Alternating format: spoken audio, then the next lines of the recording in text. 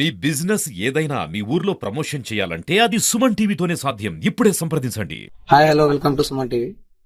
హైదరాబాద్ లో ప్రపంచ అందాల పోటీలు నిర్వహిస్తున్న నేపథ్యంలో ఈ పోటీలను రద్దు చేయాలని చెప్పి పిఓడబ్ల్యూ ఆధ్వర్యంలో మహిళలు ఈరోజు మహబూబాబాద్ జిల్లా గార్ల మండల తహసీల్దార్ గారి కార్యాలయంలో వాళ్ళు వినతి పత్రం ఇవ్వడం జరిగింది. వాళ్ళు పోటీలను ఎందుకు ఆపాలంటున్నారు ఏంటనేది వాళ్ళ మాటల్లో అడిగి తెలుసుకున్నారు. దీని గురించి అంటే మహిళల్ని అనుకున్నది. అందుకనే ఇవాళ ప్రభుత్వం డబ్బులు లేవని చెప్తుంది, కానీ 6 గ్యారెంటీలు అమలు జరగలేదు. మహిళలకు ఇస్తానన్న డబ్బులు 2000 డబ్బులు ఇస్తానన్నారు, అవి కూడా ఇవ్వలేదు. ఇంకా నిరుద్యోగం అయితే ఇంకా అట్టనే ఎక్కడేసిన కొంగడ అక్కడే ఉంది.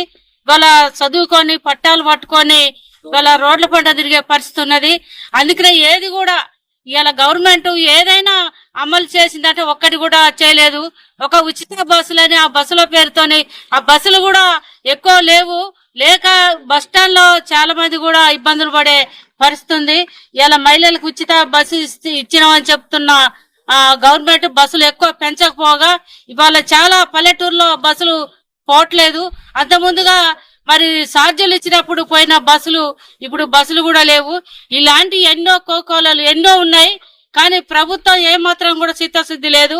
కానీ ఈ 200 పైన కోట్లు ఖర్చు చేస్తుంది. దేనికి ఉపయోగపడుతున్నది? ఇవాళ మహిళల్ని రకరకాలుగా హత్యలు చేసి ఇవాళ కుక్కర్లో పెట్టి ఉడుకోబెట్టే పరిస్థితుంది. అవన్నీ కూడా అరికట్టకుండా ఇవాళ వీటి కోసం ఏదో సాధిస్తాం, ఇలా మంచి పేరు వస్తుంది తెలంగాణ కానీ రేవంత్ రెడ్డి చెబుతున్నాడు. కానీ ఇవాళ మహిళలు మంచి బట్టలు వేసుకోవట్లేదు. వాళ్ళు మంచి బట్టలు వేసుకోకనే అట్లా అత్యాచారాలు జరుగుతున్న గవర్నమెంట్లు ఇవాళ ఇలాంటి బట్టలు లేకుండా ఇవాళ సందాలని అందరూ చూపెడతట్టు మరి వాళ్ళ భార్యలు మాత్రం ఇళ్లలో ఉన్నారు, వాళ్ళ భార్యలను కూడా తీసుకొచ్చి అక్కడ కూర్చోబెట్టాలి. అందుకనే ఇవి తక్షణ ఆపాలని ఏదైతే వాళ్ళు అంటున్నారో అది తక్షణ ఆపేయాలని కోరుతున్నాం.